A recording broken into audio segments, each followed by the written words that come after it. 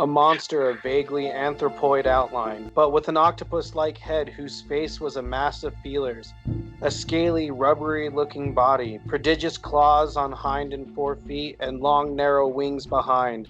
It is said to be so terrible to behold that it destroys the sanity of those who see it. Cthulhu, the cosmic creation of none other than the elder god himself, H.P. Lovecraft. Tonight, we're talking about one of the most influential creators in all of horror. His life is a melting pot of seclusion, mental health, loss, death, and just a sprinkle of racism.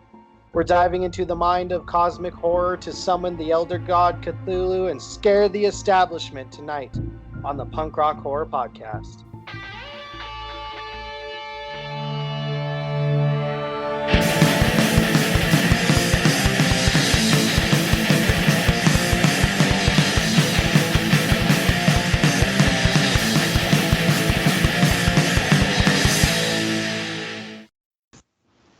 Welcome back, everyone, to the Punk Rock Horror Podcast, the only podcast in the world where we talk about horror, music, and we have amazing interviews as well. I'm Matt.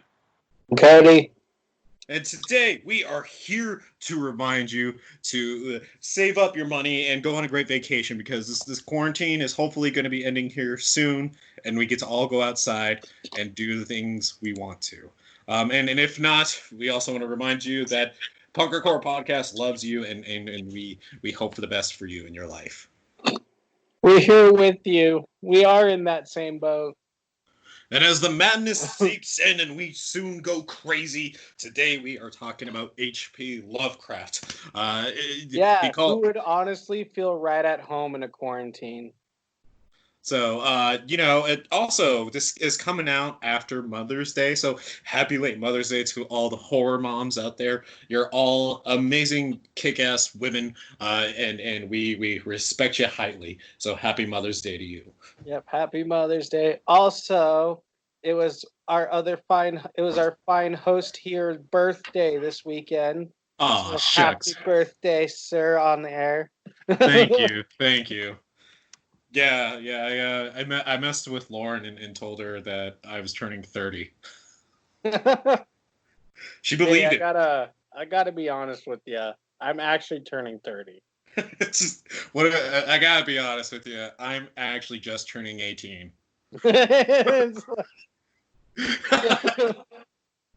Guess what? Our marriage is legal. You know what's so funny is that she would unintentionally make it extremely racist too. Like, so on accident. It would just be one of those things that just come out, and then you'd be like, oh, that's racist. I'm actually this. I'm actually 30. Like, just to say that, and then I see her freak out even more. I gotta say, man, one thing I absolutely love about my wife is that we get to pick on each other, and we respect each other's boundaries enough that it's fun. Like, it just feels like I'm literally like making dumb jokes with you, Yeah. But like, I'll pick. So like, but there's sometimes where like we get each other really good. Well, at least I think so. But like, so like recently, she's really into Fortnite, and so like I guess recently like Marshmello or Deadmau5 or whoever did like some sort of concert in Fortnite. I honestly don't give a shit. Who did it? Marshmello, yeah. Yeah, so I think it was that one. And so like she's just like, so she actually tuned into it, but it was really funny because she's like, oh, Marshmallow's playing on Fortnite. And I was like, oh my god, I guess I'm gonna have to go to jail. And she's like, why? And I'm like, I didn't realize I married a 16-year-old.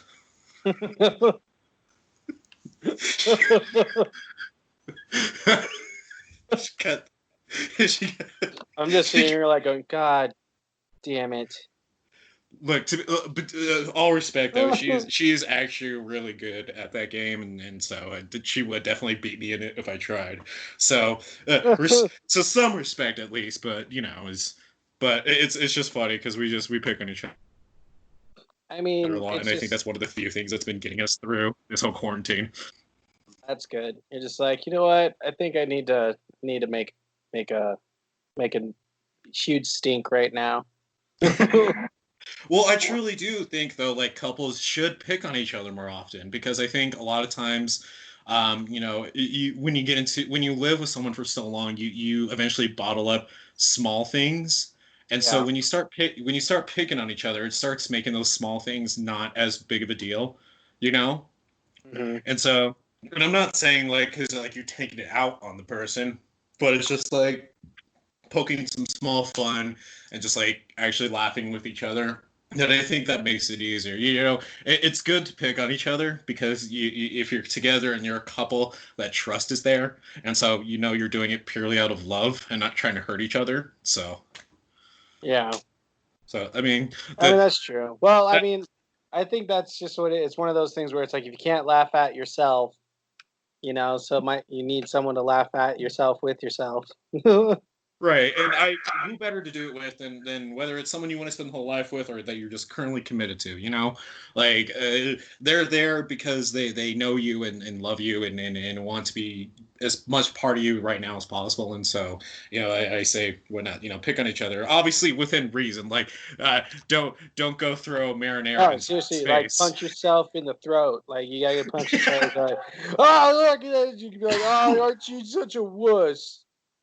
like don't do high pitched screaming when you're having sex, don't do that. Yeah, right. Just go. Speaking of which is really funny. Have you seen the show called Neon Joe Werewolf Hunter? No. Oh my god, dude, it's so fucking funny. It is so stupid, but it's like one of those things that's aware it's how dumb it is, and Uh, it's just so good, dude. Like, it's so fucking funny. Like, I didn't actually think I was gonna enjoy it as much as I did, because I thought it was gonna be one of those things that was way too dumb for its uh-huh. own good. But it's actually pretty funny. But so like he has this catchphrase that he says that it's like here and yep and all at the same time, but it's him. So it's spelled Yum. Heym. And so like he uses it to replace any like verb or like adjective, just any word really.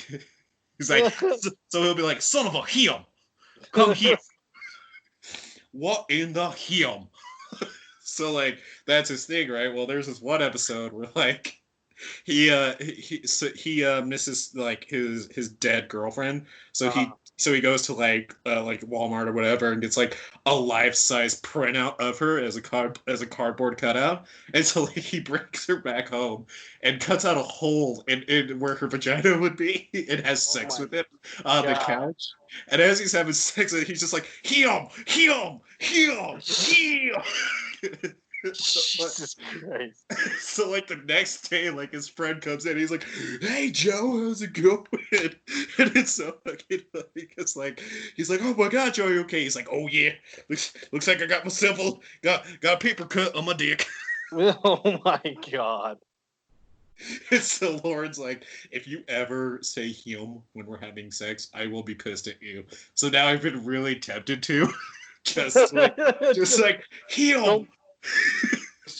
Oh my god, no, see what you gotta do is like it's got to be at the end when you're both tired and everything's nice and you're like about to be super sensual or sweet. Like, got to look at her, like brush her face, like you tell, I love you so much. Just go, hum.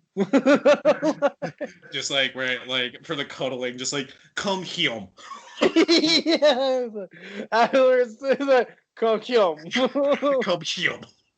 And you know what's so funny is that I know not a lot of people have seen Neon Joe Werewolf Hunter, so I'm wanting to actually work him into my day-to-day conversations to try to get more people to watch it. So like, because I feel like again, it's a really stupid show, but it's really fucking funny, like with how dumb it is. I Like mean, it's that's basically how people got, or how like all the guys at William Oliver's got me into Letterkenny was just by doing quotes. well, see, and that's why, because I'm like, yeah, because I think Neon Joe is actually a really funny show and should get more attention, so that's why I want to do it. Like Mhm. again, in no way is it like super intellectual, like it's going to be thought provoking, but it just makes me laugh and feel good, and I think we all need that right now. So I'm totally going to promote that. That and again, Your Pretty Face is Going to Hell. If you haven't watched Your Pretty Face is Going to Hell, you're really missing out on some great dark humor. Everyone, you need to tune into that right now. You can watch it on Hulu. All 4 seasons are available. Get to it. Yeah, I'm So, still stuck. um, I don't get a whole lot of time to really watch new stuff. Like honestly, like lately, all I get to do is like come home. I can't watch as much horror stuff just because like I have to like really. fine line it with Audrey right now. Yeah. And Well, it's then, been hard, man. Everybody's been home so much. It changes everything with what yeah, everyone's used to. yeah. Well, there's that, and then just like also like it, just like I said, I haven't had a whole lot, so I have to usually pick between watching something or playing a video game, and it's like I I get that. I don't know what I get to choose. So lately, I've been choosing video games with Animal Crossing, and I've been getting back into Astral Chain. So, which I fucking love that game. The combat's so smooth and it's so nice, but it's just like it's also one of those games where it's hard to play without the actual game sound. So, and it's hard to get time to play with the games with their actual sounds. I'm the same way with Vampire because that's one game I'm playing right now too. So Mm-hmm. in that game, like it's whole like I mean you have to be able to listen to all of it to really get sucked into the atmosphere. Yeah. That game's kind of exhausting though at some point just because you have to do so much to like solve certain cases.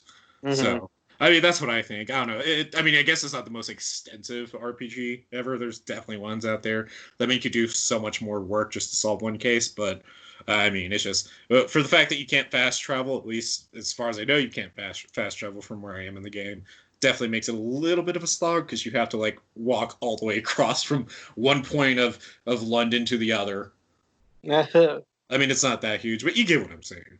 Yeah, no, I know what you mean. Yeah, I mean that's kind of the same with like Astral Chain. It's just with Astral Chain it gets super exhausting because of the combat, because it's Platinum Records. So or not Platinum Records, Jesus Christ, but Platinum. Oh, Platinum Games. Yeah, I know what you're Yeah, talking about. Platinum Games. We And got so you. yeah. And so like, it's super hardcore frenetic action and you need to like there's sound cues in there, so it's really hard to hear it sometimes because I just have to have it like just a little bit up. But like with as many enemies that can come on screen and just like all the combos you whip out, you just get a little tired. Like from the stress because you're just like ugh! And then like the checkpoints aren't like as close together. So you have Yeah. that So stress. Yeah. yeah, I get you. I get you. Yeah. Anyways, Uh, let's talk. anyways, Let's so talk about some horror. So we got to talk about some more. So obviously, it's the first show of the week. So we're going to talk about some articles of what's happening in horror. Then we'll jump into the meat of the show. So let's talk about what's happening in horror right now. With this in mind, we got 5 articles for you today. Not a lot is going on, but good enough. One thing I want to throw out really quick. I don't want to really. We're not going to read about it too much, just because we're wanting to wait to see more details come out. But Kevin James is starring as a sadistic bearded villain in the rated R film home invasion thriller Becky. So right now a trailer is out with a release date for it. And the film itself is going to be a really interesting thing, just because last time we've seen Kevin James was I think like what Grown Ups 2, and then also he had a Netflix film about where he was like a secret agent, and so I'm that. curious to see him in a non-Adam Sandler-esque role. Oh, I Like, I definitely am too. Yeah, cause definitely. like I always liked Kevin James. Like I honestly I enjoy his movies, like all of his movies. He's one of those actors I just enjoy his movies, and I loved Yeah, him in King of Queens. But it's gonna be like cool seeing him in a role where he's like having to be serious and he's like the bad guy and he's not just like the slapstick Chris Farley type. oh god, yeah. Yeah, definitely. Like I also enjoy Kevin James. Like I actually liked him on Kings and Queens. I Mm-hmm. mean, like he's definitely he has that like type of face, that very comforting type of face. So it'd be really interesting to see him in a villain role for the first time. A little bit about the film though. So the film centers on rebellious 14-year-old Becky Wilson as she's brought to a weekend getaway at a lake house by her father in an effort to try and reconnect after her mother's death. The trip takes a turn for the worse when a group of convicts on the run, led by the merciless Dominic, which is played by Kevin and James, suddenly invade the lake house. Becky's not Daddy's little girl anymore and decides to take matters into her own hands. The film is set for an on-demand release for June 5th, and also stars Annabelle Creations' Lulu Wilson. So, really interesting that he's the lead of a bunch of convicts. I mean, again, just looking at the photo of him, like it almost doesn't look like Kevin James, because mostly because of the facial hair, really. But it's Mm-hmm. just Yeah, man, I'm really into it. Like, I'm down for this. I want to see what this is like because I'm like, it's all the same reasons that you already stated. Really, like, we'll see how it goes. Stay tuned. June 5th. That's when it's supposed to be out, available everywhere for download, and so check it out. Another thing. So recently, uh, with the quarantine, obviously, a lot of films have been kind of going straight to demand. Um, no theaters are open. However, creature feature The Wretched has now topped the drive-in box office charts for 2 weeks in a row. So, with again, Oh, most movie cool. theaters across the country being shut down for a couple, months now, drive-in theaters have actually been experiencing a huge resurgence, which is amazing because who has, if you've ever been to a drive-in theater, it is magical for the most part. Yeah, they're fun. It really it's kind of like you're stuck in your own space and time when you go to a drive-in theater, and I definitely think it's one of like the few things in American culture that need to stay alive because it is definitely one of our best traditions and culture. I mean, just whether you're going on a date or with the family, and I mean, probably one of my favorite moments of ever going to a drive-in theater was going with my friend Jenna, and we got to watch Talladega Nights, Ricky Bobby on one screen, and then actually I can't remember what I want to say Disturbia maybe on the other screen. Either way, coming back to this, so in addition to releasing the film on video, and IFC Mini Night also released Brett and Drew Pierce's creature feature The Wretched at 12 drive-in theaters on May 1st. So at the time of this recording, this has now been about 10 days in, so that's intense. And the film expanded That's into awesome. 20 total drive-ins this past weekend. As reported by both Box Office Mojo and The Numbers, The Wretched has now been able to top the drive-in box office charts for 2 weeks in a row. The Wretched itself, about the movie, follows a defiant teenage boy struggling with his parents' in imminent divorce who faces off with a 1,000-year-old witch who is living beneath the skin of the woman next door. According to the chart found on the two sites that previously mentioned, The Wretched has pulled in one. Actually, before I read it, Cody, do you want to guess how much it pulled in? Go ahead, take a $100 guess. million. Okay, way less than that. $1 million. Okay, I'll just tell you, $158,686 at the drive-in thus far, and that's counting the 63,000 the horror movie made this past weekend, as well. On its opening weekend to be exact. It's really interesting that that the drive-ins are making a comeback, and it's really exciting to see, man. I mean, I kind of hope this momentum continues, and again, we see more drive-ins come back and get that classic night of just being able to go and watch two movies and sit in your car all night and just stare at the stars. I mean, Oh yeah, I think it'd be great. That's what I actually like the old like it used to do in the '70s. I got the second base the first time at the drive-in. what the one I feel like you've had. I so far I'm one good time at the drive-in and one awkward time because the one awkward time was when I actually went with my dad, and it's when The Matrix Reloaded came out. Uh-huh. So we went and saw it in the drive-in, and this is when I was still like awkward being around my dad whenever there was a sex scene on a film, and I think it was awkward. And I think it was awkward for him too. So because like there's a really hot sex scene with like Keanu Reeves and I forget who is the heroine's name in the movie? You know who I'm talking about though, right? Yeah, I can't remember Trinity's name, the actress. No, it was Trinity. It was Trinity that I was actually trying to remember. So yeah, like it was just a sex scene between Neo and Trinity, and it was like they were all sweaty and whatnot. And I was just like, okay, well, me and my dad are in this awkward ship together, and we're just gonna have to get through this storm. See, my dad would just like turn to me and go, "That's how you were made." I wish, I think my dad figured at that point to just be quiet, except he said, "Hey, are you okay?" And that's when I was just like, "God, totally fine. I'll just fucking." Oh yeah, whatever. I'm fine. This is hot. I just, this is weird. To be fair, though, like I don't do that. I get weirded out by sex scenes. I don't want it. That looks gross to me, Dad. to be fair though, like sex scenes in movies do genuinely bore me, and I think that's because as a teenage boy growing up with the internet booming even more, yeah, I was spoiled by porn. I mean, I think we all were to Well, some okay, extent. it's just when you do, it's just like video games. Like, there's no real good way to do a sex scene in a movie or in a video game. Like, it's weird. Yeah, You know? I hate it when they drag out too long. Because I'm just like, I think so. The way I look at it like this is like this. If I'm going to go watch a movie about a killer terrorizing a town or what have you, I want to watch it about the killer terrorizing the town. I don't want to watch it about the teenagers having sex. Yeah. That's not what I'm investing in for. There might be some weirdo that enjoys that, and maybe I'm just I don't the know. odd sheep out. But that's just me. I just think sex scenes should only be in comedies because, like, I mean, the best sex scenes are, like, for instance, in Step Brothers. Like, both those sex scenes are the funniest fucking thing in the world.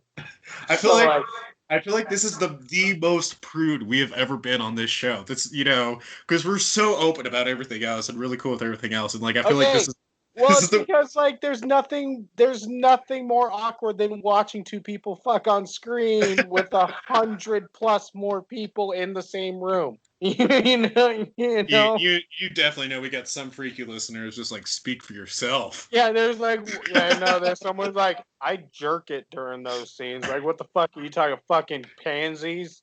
Oh my God, Paul Like, Rubens is a prude. fan of us. I'd What if that was the shit though? Like special guest today to talk about zombies with us is Paul Rubens, be like, what? What? and he does it in the Pee Wee voice the whole time. That would be the weirdest episode ever that I we've think ever it'd done. probably be our best episode. It'd be our best, weirdest episode ever. All right, moving on. So, Troma's Lloyd Kaufman joins Joe Bob Briggs, the legend himself, on this Friday's episode of The Last Drive-In. So, again, the time of this article being read is May 11th, so it will be read on Friday of this week. So, go in a little more detail. Shudder announced that today the director and Troma Entertainment co-founder Lloyd Kaufman will make a special appearance on the next episode of The Last Drive-In with Joe Bob Briggs, Friday, May 12th at 9 p.m. Eastern Standard Time.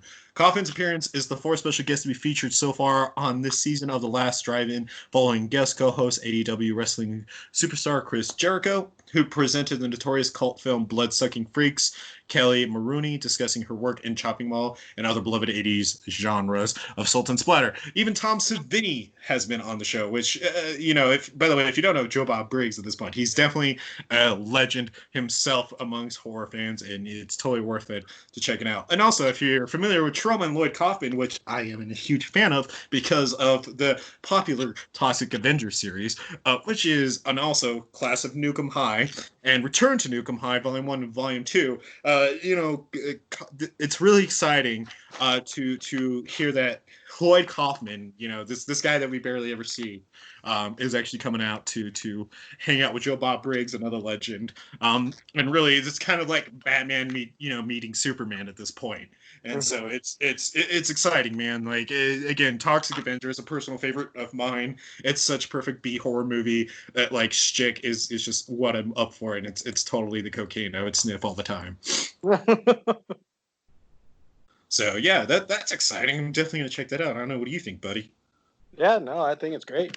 It's gonna be, oh my god, I think it's gonna be fun. I honestly haven't seen the Toxic Avenger movies, so Oh, you haven't seen him? You would I love him. know, I know. There's this one scene where like he kills a bully by like smashing his head in between two weights. It's awesome. You gotta see it, man. Okay, I'll get on it. I actually think you would love it. I really do.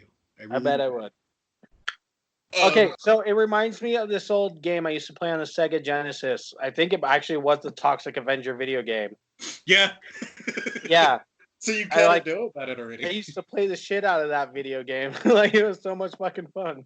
Yeah, it's Toxic Avenger. It's insanely great. So in news, what could be categorized as some people care, but maybe not everyone. Assuming he's not pulling her leg, Ryan Murphy is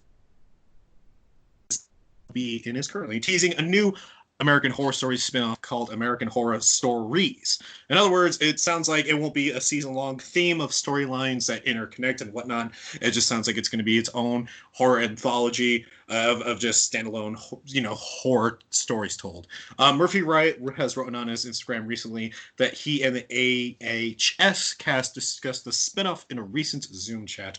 But what's a little bit strange is that the photo included with the post is actually fan-made. So Instagram fan page The Horror Story posted it just yesterday, imagining a Zoom reunion that hadn't actually taken place yet. It would seem, however, though, that the image is fake. There indeed was a legitimate Zoom hangout between Murphy and the cast. And so from what we know, he announces that American Horror Stories seems to be quite genuine. He also mentions that the team discussed when season 10 will begin filming and other things that he won't talk about at the moment. So we need to stay tuned for more. I mean, if you're a fan of American Horror Story and are wanting more of it, it sounds like it's going to get its own spin-off. I mean, I don't know where I stand with it. I'm kind of in the middle. In one hand, I respect the whole franchise because it's definitely one of the few horror franchises that at least keeps with what it's set out to do.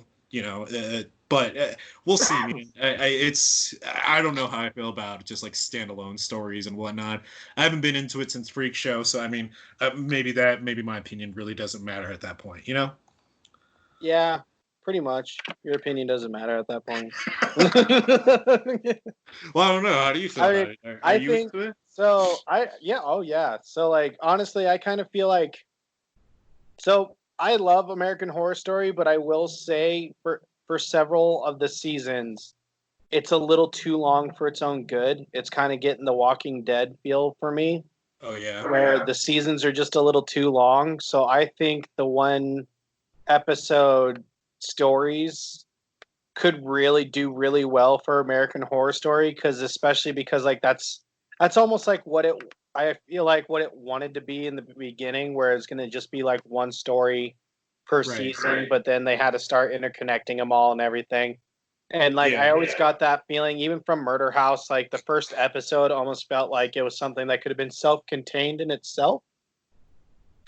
And I feel like that's what they kind of wanted to do. Yeah, like it didn't have to be like 10, 12 episodes. Yeah. Like Freak Show, I think warrants a 10, 12 episode thing because there's actually multiple characters that you can follow that are unique enough, But I agree with you. Like same with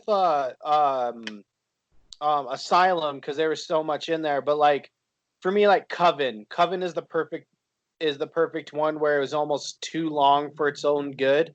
Because they had to throw some filler, and then it kind of ruined the ending, in my opinion. Because I loved Coven, but the last episode so rushed because I feel like they had so many episodes, like a lot of episodes where they had to like make a lot of filler, and then they were trying to wrap up everything. They're like, and I feel like they're like, oh shit, yeah, we have to like wrap up the actual stories now because we put way too much because we had too much time, type of feeling. Yeah, so we'll hopefully with stories, then they'll be able to do kind of what you're talking about. Because like, now that you put it like that, I think I'd be more interested into like standalone stories. Because I do agree, some of those seasons do put me off just because I'm like, I don't need like 20 episodes about like a cult. Like, like also, I mean, I don't know if there's 20 episodes in that one, but you get what I mean. No, I know what you mean. But I also feel like I feel like it's kind of cool because it'll be like a nice, if they stick with strictly horror type stuff, it'll be a nice change to like Twilight Zone. Because, Twilight Zone is like, it's horror, but it's mostly thriller type stuff. And each episode's its own thing. But to have like a straight up horror one like Creep Show, but like a little bit of a different alternative. I don't know what type of. I think it'd be cool. I agree. And, I don't know what type of guy Ryan Murphy is or, like, how exclusive he is with the people he works with. But I'm kind of hoping if this happens that he kind of, like, throws the torch to some independent creators in the horror community as well. Oh, yeah. I hope, like, each episode's really directed. Like, he produces it all, but, like, each episode's directed and stars a whole nother cast and director. That'd be really cool. I mean, and even directors that we've had on this show, if he can reach out to them, that'd be great. I mean, because right. I'll put it like this: if he wants American Horror Story to stay as fresh as possible and to like try and get rid of as many negative criticisms, especially with this new spinoff, I honestly think it's in his best interest to reach out to directors and creators in the underground horror community and have them come on to make shorts, because you'd be surprised what some indie creators can make. To be fair, some can be duds, but it's the same thing with big budget movies too. You know, I mean, I just want to see Anthony C. Fuentes' take on a slasher film. I would love to see our friend Eric Christopher Myers do something too. Like, fuck yeah!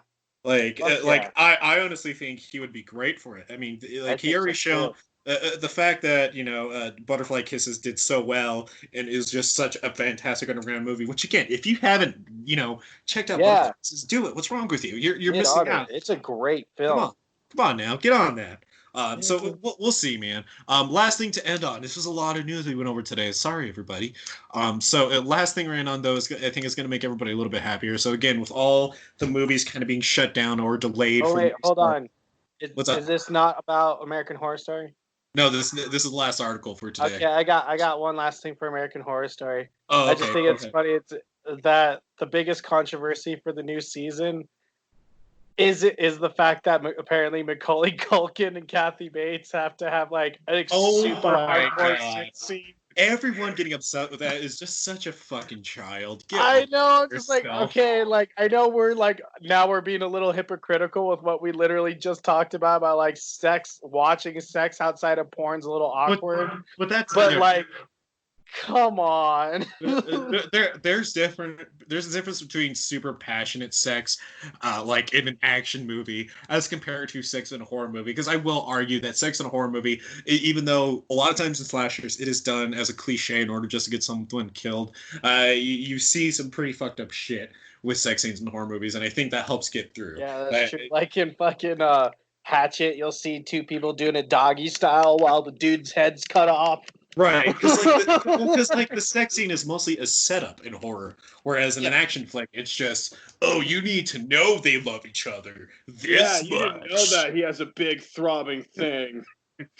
You know that he's into her. Yeah.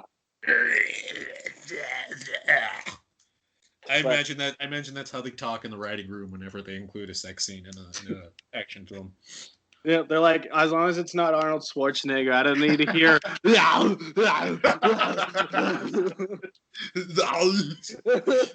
sex scene is so good. All right. Okay. Last thing. So again, with all movies being delayed and a lot of uncertainty. So we talked about this a little earlier about one of these films also kind of being delayed more than likely. Well, we will say in this case we were wrong about one movie. 20th Century Studios is still planning a theatrical release for the film The New Mutants. So after a handful of delays, the horror-tinged X-Men spinoff was finally slated to hit theaters this past April. Well, at least before this whole COVID thing happened.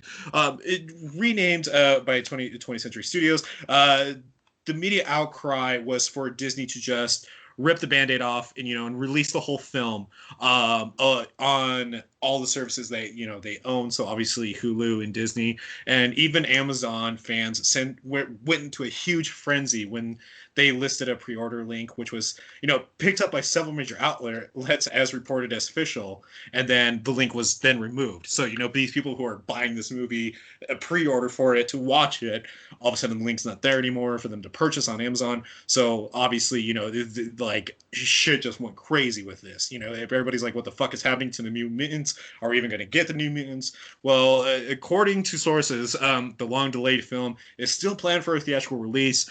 Unfortunately, at this time, there isn't a say of like what month or what time frame they're giving. We just are basically hoping that the product is going to be worth the wait at this point.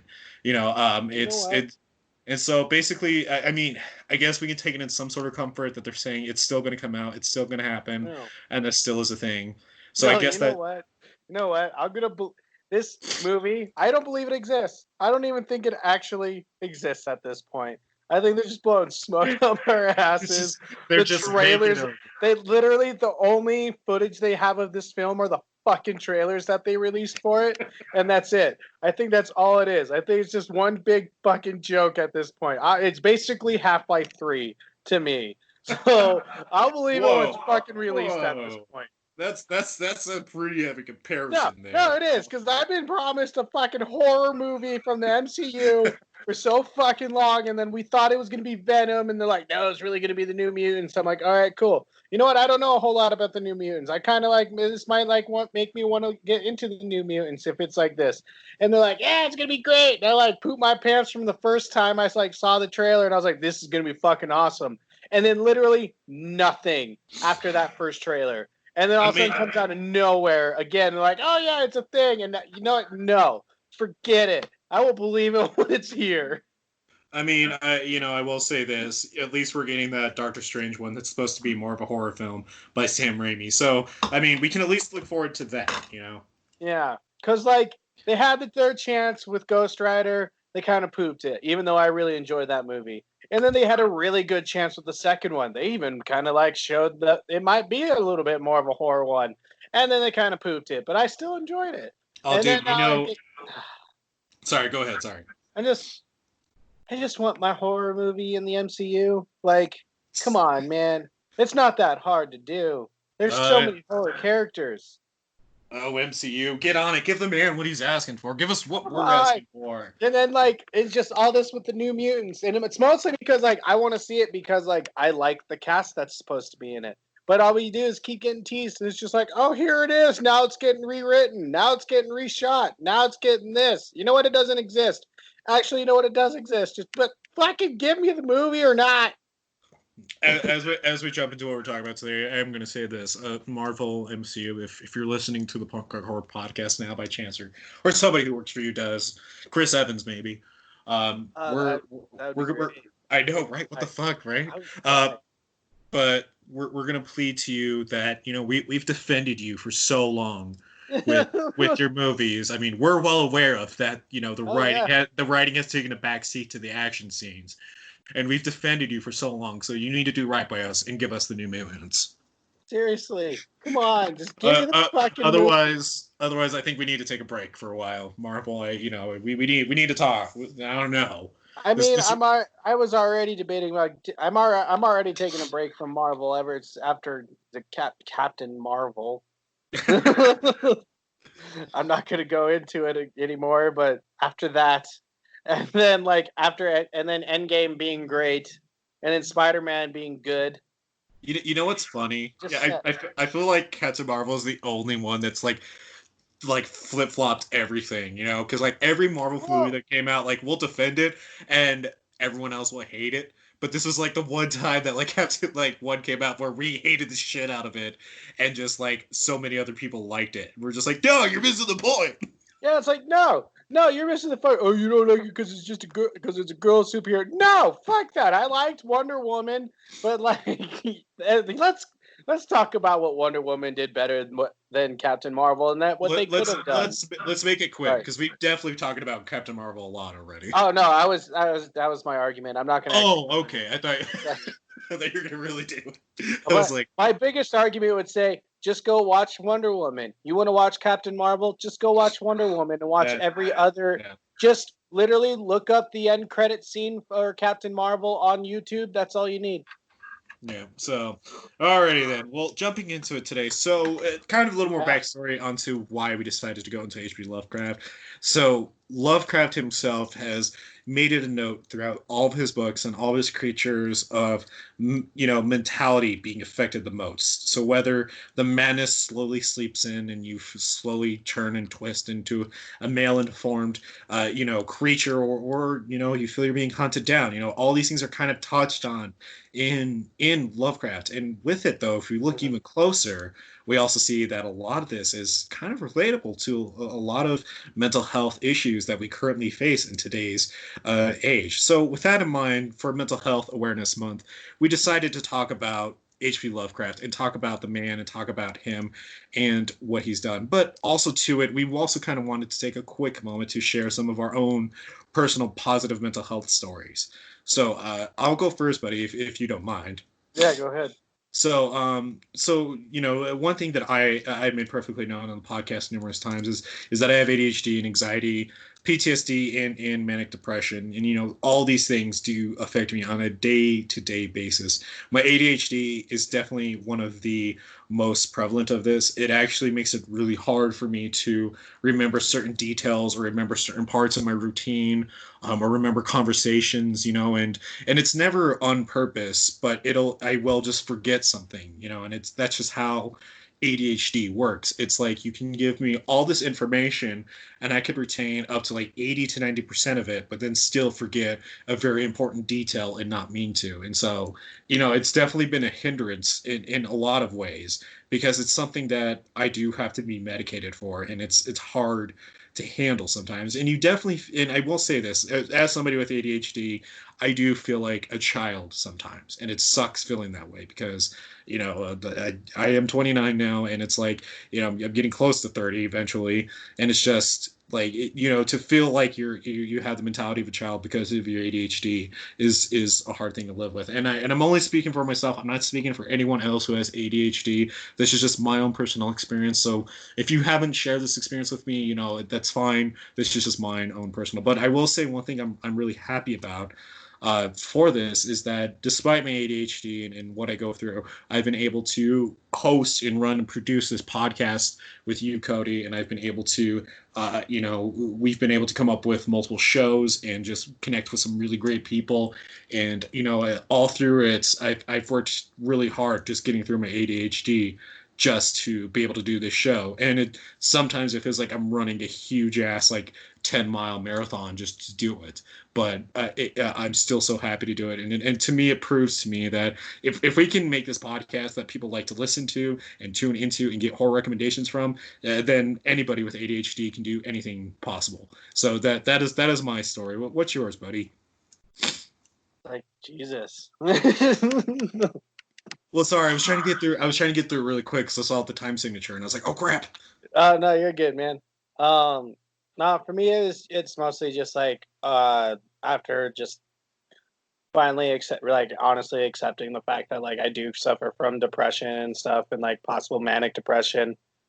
Uh, just dealing with that and then meeting people like outside, even just outside of my friend groups, that suffer from depression and everything. Has like it's a thing that's brought us close, like me closer to people, and like which is weird because it's like, oh, you're sad, you want to be alone, but it's something that's brought me closer to others because they suffer from it. So we talk about like ways we've helped get through it or help try and get through it, and like finding that there's supportive people, and like and also seeing people that I never realized that would suffer from depression like actually suffer from it, and that to suffer from mental health, there's no stereotype for it. Like you could be either someone who's super poor or someone who's extremely rich, and you can suffer from mental health stuff. And making friends with people in all those different categories that suffer from this same thing that I'm suffering with, and we can bring each other together to like pick each other up when we're all having our spells. Is like it's good, and it's like and it's okay. And it's okay like if you suffer from mental health issues, because understand like there are people that are going through it too, and we're here to help, and there's always someone who can help you out there. So know that you're not alone. Agreed. In a world where it seems no one can understand you or what's going through your head, and even to us at a certain point can only sympathize, we do want to let all of you listeners, ghouls, guys, creeps, mutants alike, know that you have people here at the Pucker Horror Podcast that at least can sympathize with you. And we also hope that you're doing okay today, and we hope you're doing okay this month. And if you are struggling, please reach out and get some help today. We're not gonna preach the positivities of therapy and all that, but we just, whether it's a friend or someone you trust, just please go ahead and just reach out as needed. We love you here at the Punk Record Podcast, and we love all of our listeners. And with that in mind, the last thing I'm going to touch on really quick today is we are still planning to do shows. So I know kind of a lot of show, bands and whatnot have stopped their shows, and we haven't really talked much about it since the whole pandemic, really. But when things start to opening up more here, and we can start doing that, we are going to go back to doing live shows again. So that is something that is going to happen. We have been asked about that, so that's why I'm touching on it. With that being said, though, let's jump into what we're talking about today, and get down these notes finally. So again, we're talking about the man, the myth, the legend himself, H.P. Lovecraft. Cody, why don't you take it away? Oh, yeah. So, Mr. H.P. Lovecraft was born on August 20th, 1890, in Providence, Rhode Island. He lived till March 15th, 1937. He did not have a very happy life. So, yeah, yeah. there's definitely a lot to sift through. Yeah, so his mother was born into a family of aristocrats that with rumors of inbreeding, and his father was a traveling salesman who suffered from undiagnosed syphilis. So already it's just like he comes out of the womb, and it's like you may have a STD and you may be coming from cousin fucker. So it's just like what a very tasteful way to put it. it's just that was his life. And so but that's just like already, man. Like that just sounds like the setup for its own horror movie. I know, like honestly, I'm not trying to be disrespectful. It's just really surreal to kind of hear all that matched into once. Honestly, it's basically the beginning of The Hills Have Eyes, but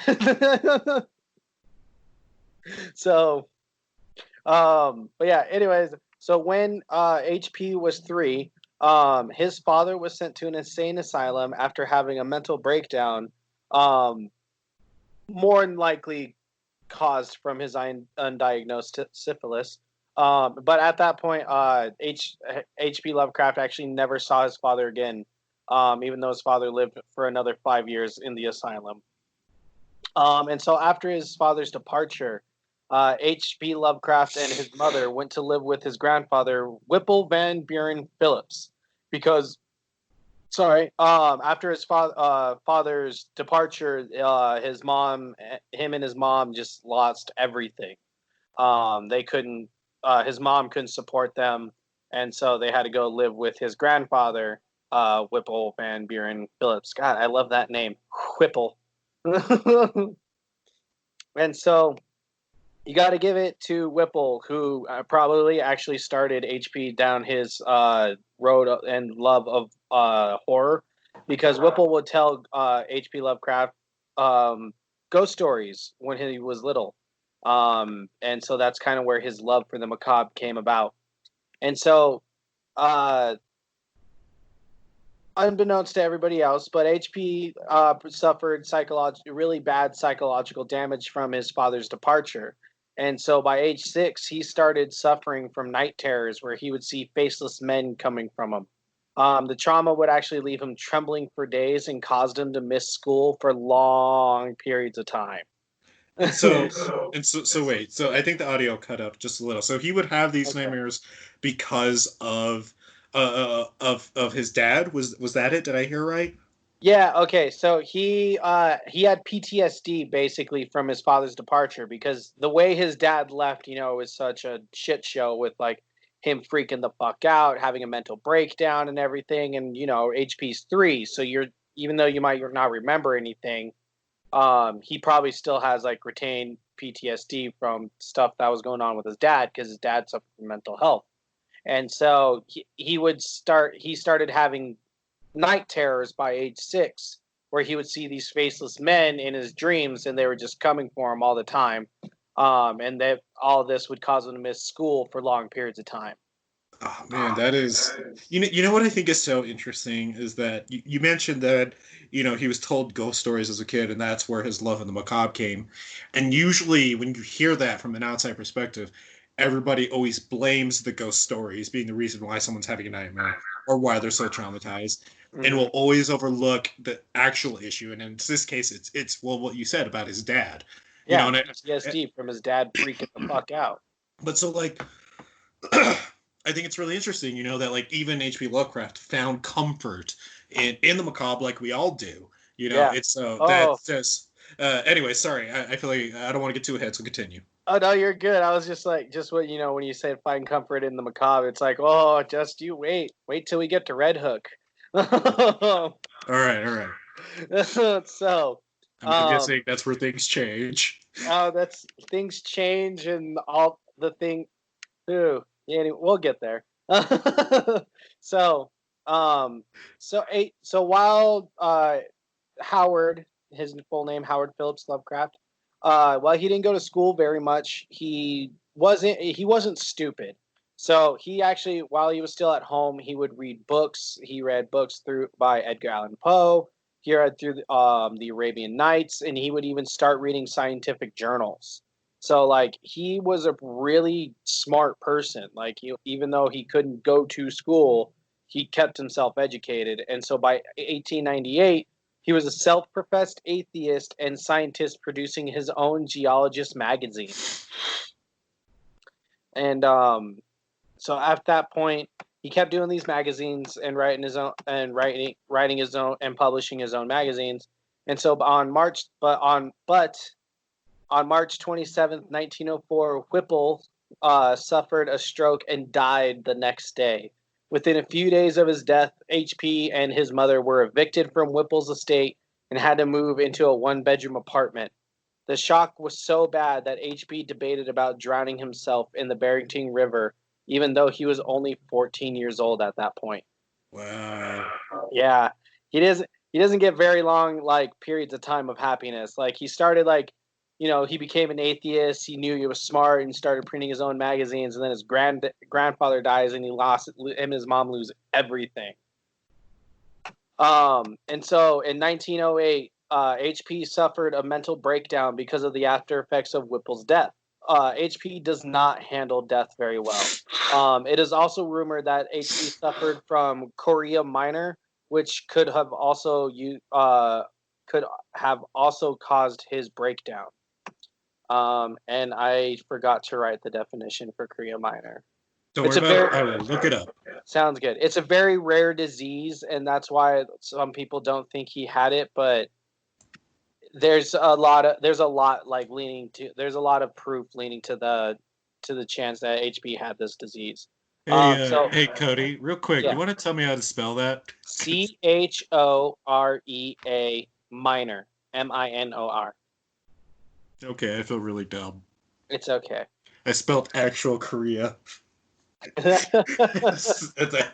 now I'm on an FBI watch list because now apparently now I know the age of when you're an adult in Korea. It's 19 for everyone, just so you know. Oh my gosh, 1 year more than America. I feel like such a fucking idiot. I typed in Korea and then minor. God damn it. Fucking idiot. And I was like, I should have figured it spelled differently. I was way too hot on that one. I should have asked for it. All right. So I can read you real quick. So Sydenham's Chorea is also as it's known as Chorea Minor. Historically and occasionally referred to as Saint Vitus dance, is a disorder characterized by rapid, uncoordinated jerking movements, primarily affecting the face, hands, and feet. Oh, that's right. Ticks. Oh, I guess that's another way to put it. I still just really I really hope I don't get put on a watch list. Now you're on a watch list because you typed in something on accident. No. I was looking up a thing.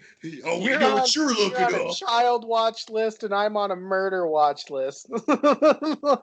Like, I can already see this going so bad for me. Like, if I was in a court, like, knowing me, I would freeze up and probably just, like, pick all the wrong words. Just like, so what exactly were you looking? I was looking up Chorea Minor, but not Chorea Minor. Like, I was looking up the disease, and then somebody there who actually has Chorea Minor is just like, oh, so it's a disease now. You know what? Fuck you. And then I'm like, no, wait, that's not what I mean.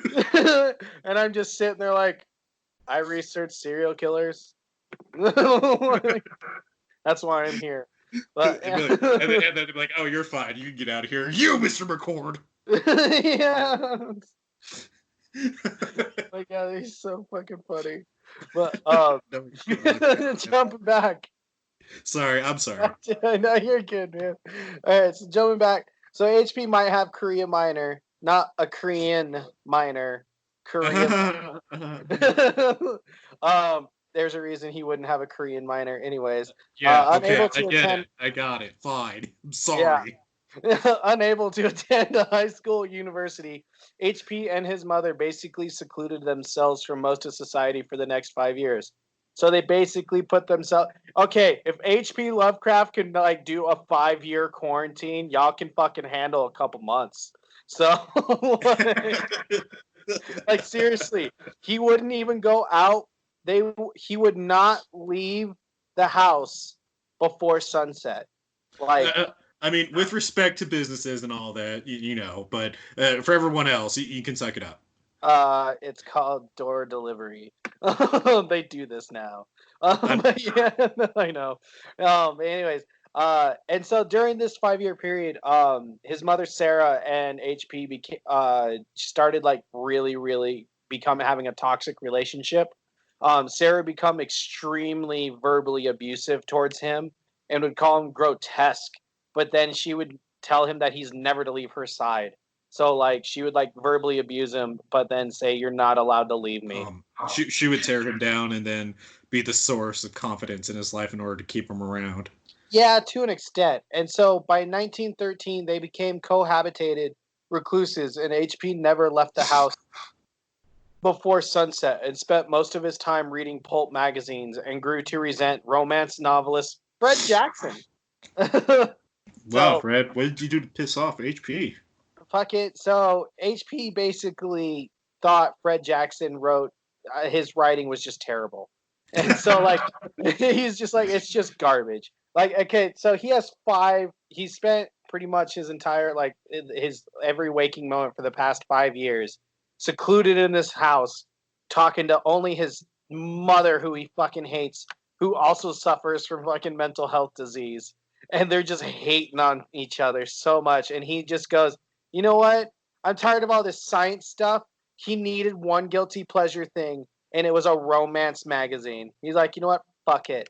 I'm going to read this. Oh, you know what? Hi, Fred. You look like you might be intelligent because this was like decent art on here. And then he started reading. He's like, this is shit. Like, I feel like Fred Jackson basically ruined his one outlook or his one escape at that time. And Right. so during the year 1913, he would flood the Argosy magazine company, which is the company that the magazine that Fred Jackson wrote. He would just write letters trolling the guy, saying his work was trash. And he would always write it in rhyme. Every single letter he sent to this magazine was in rhyme, trashing Fred Jackson on his romance. I feel like if HP was immortal, he would really love coming on the show. Oh my god, dude, I would totally show HP Lovecraft fucking Call of Duty. He'd be the greatest person ever, like, in online gaming. I would want to show him all the games that people's made about his work, and I want to be like, so you tell me, is this a good game? Yeah, right. Like, am I gonna understand this? I would laugh my ass off if he played half of them. He was just like, I have no idea what the fuck they're talking about. They're like, who's this Cthulhu? That's not who I created. What the fuck is a Cthulhu? Yeah, it's like, it's pronounced Steve. I don't know where Cthulhu came from. I wrote down Steve. Yeah. So I wrote down Steve. Speaking of Steve, no, actually, there's no Steve in this story. But by 1914, his letters trolling Fred Jackson over here did make it to Edward D.F. Doss, the editor of United Amateur Press Association. He liked HP's anti-Jackson poems so much that he offered HP a job, and so HP Lovecraft was like, "Yeah, so I guess being a troll does benefit you at some points in life. So does that mean we need to be more mean in order to get like unblooded disgusting, and all that jazz? I think we need to just start rhyming I guess we got to rhyme all to the just time. be. Maybe we need to rhyme to become the next Fangoria, produced podcast, that they own. I think that's how we got to do it. I think that's how we got to do it. Yep. All right, we're gonna say, just so you know, listeners, if we start being dicks to you, it's for a good reason. Yep, we're gonna start becoming true assholes, and we're gonna do it in rhyme, apparently. Yeah. Basically, we're going to become SoundCloud rappers. Yes. Oh God, I can't. I just can't. Just play it. We love some of you SoundCloud rappers. It's the obnoxious ones we can deal without. Yeah. Anyways, he published. Moving on, he published articles, magazines, and essays. And he ended up eventually making enough money to finally move out on his own. And so he's like, "Fuck you, Mom. I'm getting my own place." Yeah, Mom. Yeah. And so he's like, yeah, fuck you, Mom. You're not having a very good Mother's Day this time. And so he actually finally made some friends after that, and they all started pushing him to start writing. And so in 1917, H.P. Lovecraft sat down and wrote the story of Dagon, which Matt did a movie review of. And it's also one of my newest favorite Lovecraft stories because of that movie, really. Yeah. And so, but while he started riding high on all this, in 1917, H.P. Lovecraft's mother had a mental breakdown and was sent to the same institution as his father, and she ended up passing 2 years later. I mean, is that an oh no moment or an oh yay moment? I mean, so it did hit him really hard, and it really affected his relationship with the rest of his family. Okay, so oh no. Him and the rest of a little bit of an oh no. I mean, kind of an oh, yeah. Anyways, yeah. It's okay. A few days after her passing, H.P. Lovecraft met the love of his life, Miss Sonia Green, at a UAPA convention. The United Amateur Press Association convention. They ended up hitting it off really well, and they wed a few years later on March 3rd, 1924. And yay. So, yeah, yay! But funny enough, with all the sex talk we were making earlier, so Sonia did say in interviews and everything, just talking about Lovecraft's life, that HP was so disinterested in sex that she had to get him to read books about sex to convince him to actually just have it. So that is definitely one of the weird things I actually knew about Lovecraft too. That he was asexual, basically. Yeah. Yeah. Well, I shouldn't say weird, because that would mean that I'm saying asexuality is weird, and that's definitely not. Well, it's not the fact that that first comes to mind when you think H.P. Lovecraft. Yeah, it's just that it's a weird fact that I know. Yeah. And so in 1924 they moved to New York, and HP's writings started taking off. And so at this point too, Sonia Green was also already an established and profiting businesswoman. She ran her own hat business, and her hat business was succeeding even more at this point.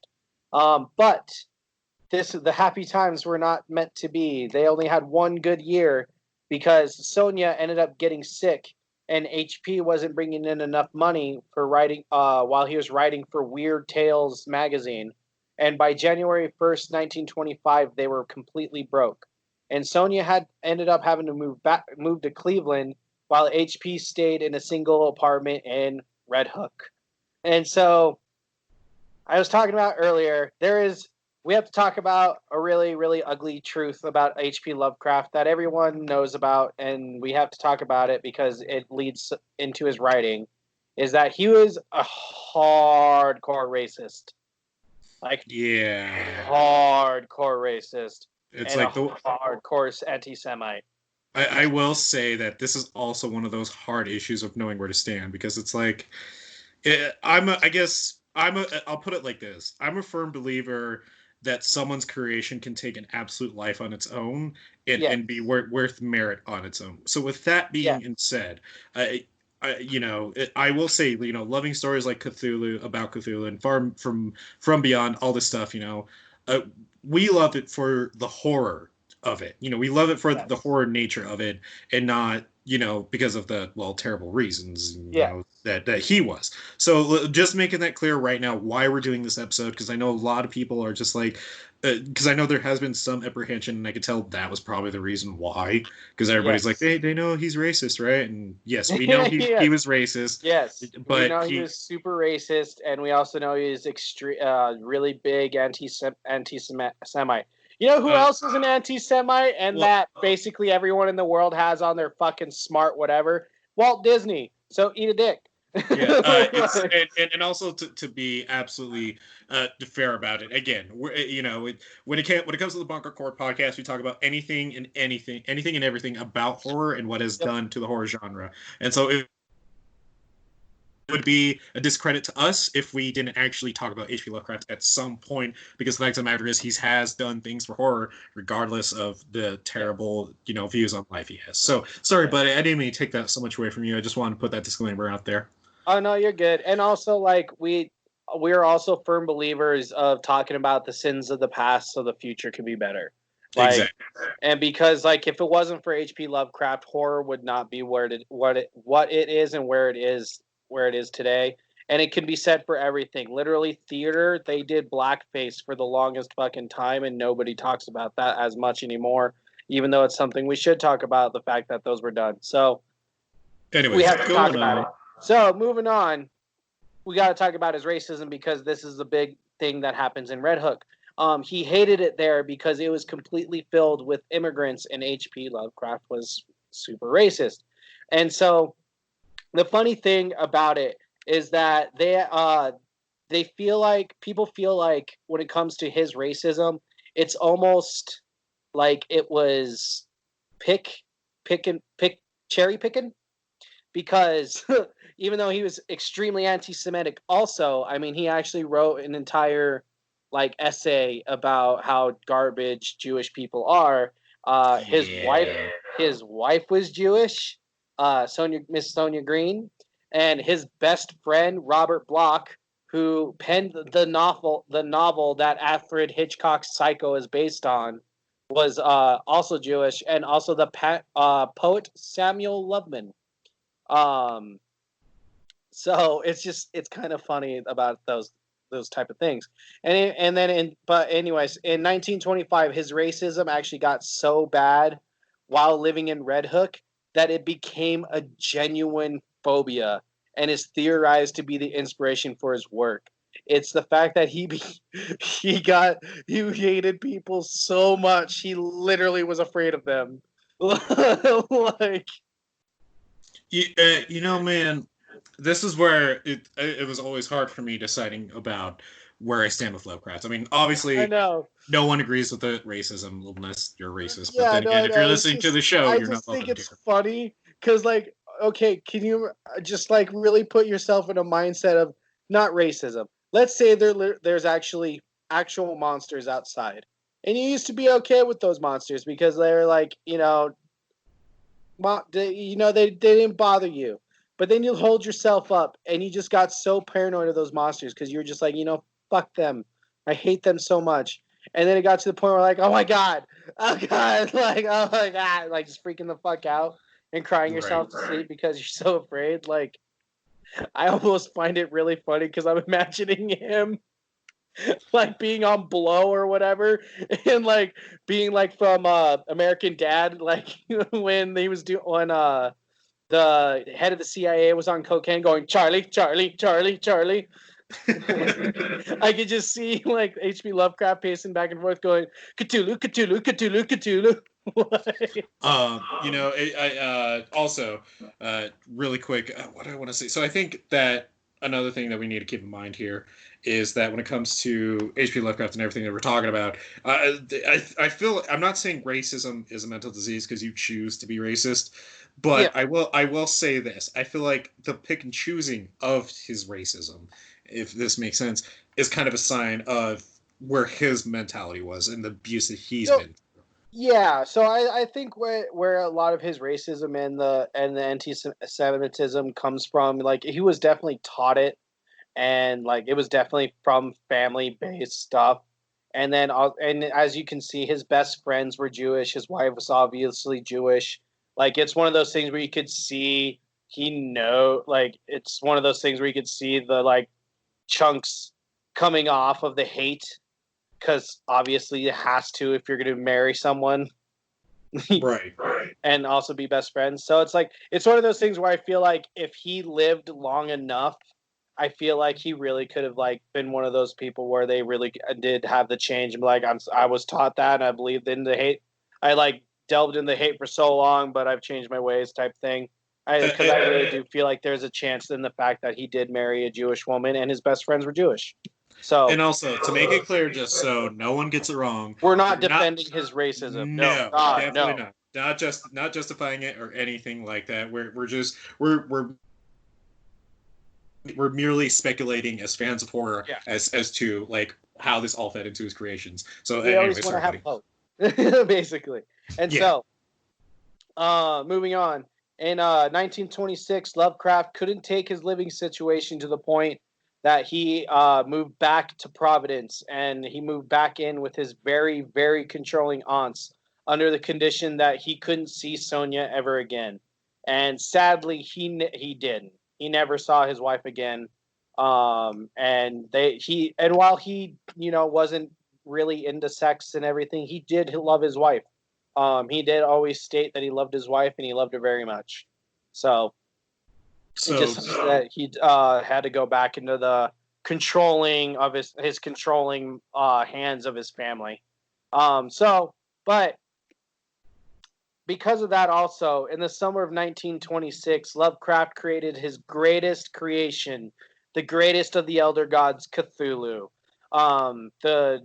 Cthulhu has become, and so just a little bit about him, Cthulhu has become so popular that a section of Pluto is named after Cthulhu. Like, scientists literally named a part of the planet after this god. Like, after this fiction. And I mean, Cthulhu's in fucking books. He's in, or new books, old books. He's in stories. There have been games. There's plush toys, clothes. Like, Cthulhu's a fucking popular icon. Cthulhu's a media icon at this point, ironically. Yeah. And like the funny thing is that HP actually didn't think much of his Call of Cthulhu story. Like, especially, he like honestly just thought it as a paycheck, kind of just like with Stephen King and Carrie when he wrote Carrie. And his wife was like, fucking finish this and just do it. Like, it might be a paycheck to you, but it's probably something more to someone else. And it ended up being, well, his friend, talking about how those friends that he made, including Robert Bloch, there is more, including Robert E. Howard, the creator of Conan the Barbarian, and also August Derleth. They thought otherwise, and they made him publish Call of Cthulhu, and like that's where like most of his fame came from. So basically, everybody had yelled at him to just do it. Yes. So see, even H.P. Lovecraft was a procrastinator. So if you feel like you procrastinate too much in life, at least you weren't as bad as H.P. Yeah, basically. Anyways, going forward. Do you get the end of this part? Which part? Do you want to repeat it? That's where I got my research till, was the creation of Cthulhu. Oh, okay. Yeah, got it. So, I mean, man, well, I feel like we've still barely scratched the surface of him, you know? And we do have a listener participation corner. We wanted to put it to the end today. So this is going to be a part 2. Good. So we do have listener participation today. We are going to jump into the creatures at some point. So, but with H.P. Lovecraft, with how big of a person he is and just kind of infamous he is, we had to touch on a lot of things, especially the racism part, before we can jump into the creatures. So we are going to do a part 2, but we're still going to do all our listeners write and read your listener participation corner. Exactly. So part 2, before we jump into that, part 2, what that'll just going to give you guys a quick heads up on that. We're going to touch on the rest of Lovecraft's life up through his death, and then I will be talking about some of his greatest creations. So with that in mind, we're going to go ahead, like I said, and jump into the solicited participation corner. Again, we threw it at the end of this episode today so we could get through his entire biopic and finally get through the man himself. So, buddy, do you want Did not. to? Well, we got part of it halfway. Well, yeah, part of it. Do you want? Sorry, I keep getting really just kind of focused on wanting to read them. Sorry, No, I don't mean to do that. No, you're totally cool. Do you want to do Facebook and I'll do Twitter? Yes. Okay, I'll start off on Twitter because we have a lot more on here. So I'll just do Facebook because we only got one. Oh, okay, read it off real quick. Yep. Hold on. Oh my god, I don't know why I got all weird. You should have let me go first. Miss Anna, she said, okay, so the question is, listen to participation corner. Tonight we are talking about the life and history of the legend himself, H.P. Lovecraft. So we want to know, what is your favorite Lovecraft story or creature and why? And Miss Anna said, The Thing on the Doorstep started off kind of slow, but she enjoyed it. Really the only one that she's somewhat read recently. Sorry, I butchered that part. No worries. So over here on our Twitter, so again, what Cody just said, going over to Crash Palace at Crash Palace said, excellent. I'm a big fan of the late great Stuart Gordon's From Beyond. Love the story, the characters, and the craziness. From Mike Marlowe at Mikey Geek. The first story I read of his, The Rats in the Walls, creepy as hell, with a cool emoji added in.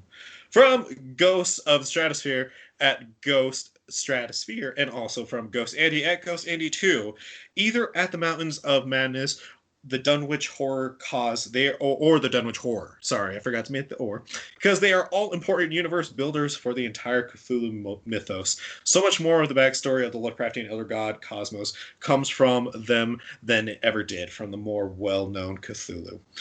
From I Want to Party with Bob at I Want to Party with Bob. Rad! I'm going to do a Lovecraft episode down the road. Been working on it off and on for a long time. But Charles Dexter Ward or Joseph Kerwin, really. So shout out to him, and also make sure you check out I Want to Party with Bob, and keep an eye out for his episode on H.P. Lovecraft as well. And finally, from Christine Berry at Christine Berry, OMG, there are so many. Has to be Call of Cthulhu or Shadow over Innsmouth.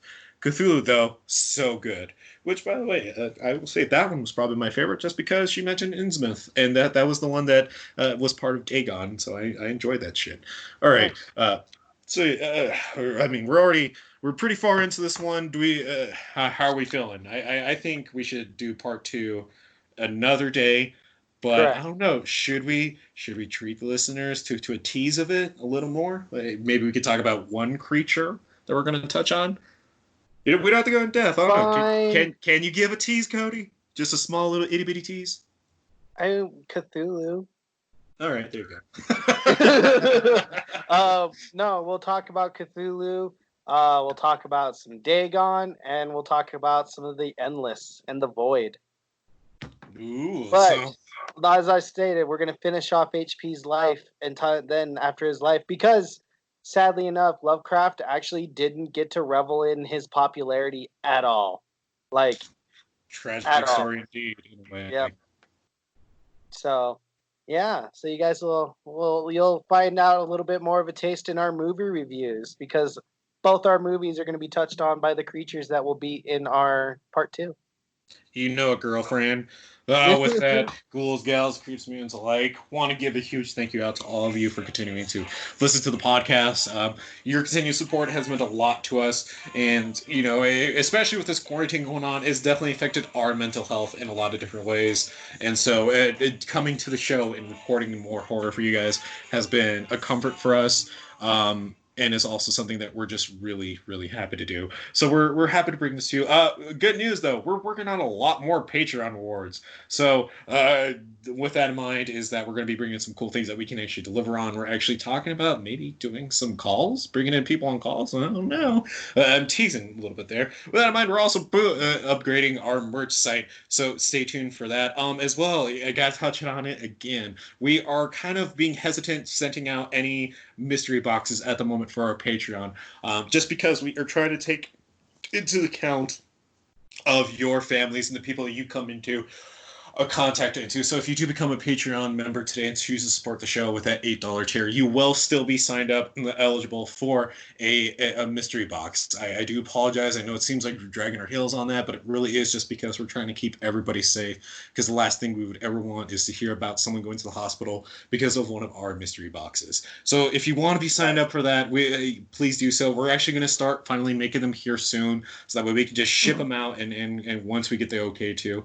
So we'll be posting pics of that. But yeah, please, you know how to do it. Ghouls, Gals, Creeps, and Mutants at this point. If you want to keep up with everything we're doing, follow us, like us on Facebook, add us as friends. Do that right there. Just search us up, Punk Rock Horror Podcast, or on our Twitter at official PRHP. You will be able to take participation in all of our listener participation corners. See when we come out with new episodes, and maybe just kind of join in some conversations here and there. You can also follow us at on.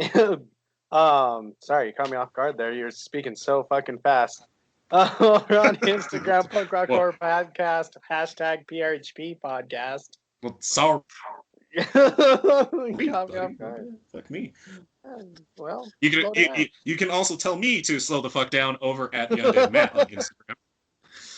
Again, if you want to support the show, please go over to our Patreon and check that out. Right now, we are really trying to gain some more followers because there's one reward that we want to bring out to everybody, but we cannot do that unless we reach 100 supporters on Patreon. This is a mystery reward, and we will tease it as the months go by, but this is one that you definitely don't want to miss out on. So I'm serious, everyone. Make sure you pay attention to that and get on top of that. And if you don't want to, that's still cool too. Please check out our merch site, teespring.com/PRHP, or punkrockhorrorstore.com to see our branded clothing through Aether's Oath. With that in mind, ghouls, gals, creeps, and mutants alike, thank you so much. Last quick thing I'm going to mention real quick. So we have actually we're setting up 2 different emails. We're going to be setting up an email for authors and bands to come on. So recently, because we've been receiving so many emails, it's been hard to siphon through all of them to get guests on here and to do interviews. So if you have a band and you are still wanting to come on the show for some promotion and to be interviewed, please send all your promotional material to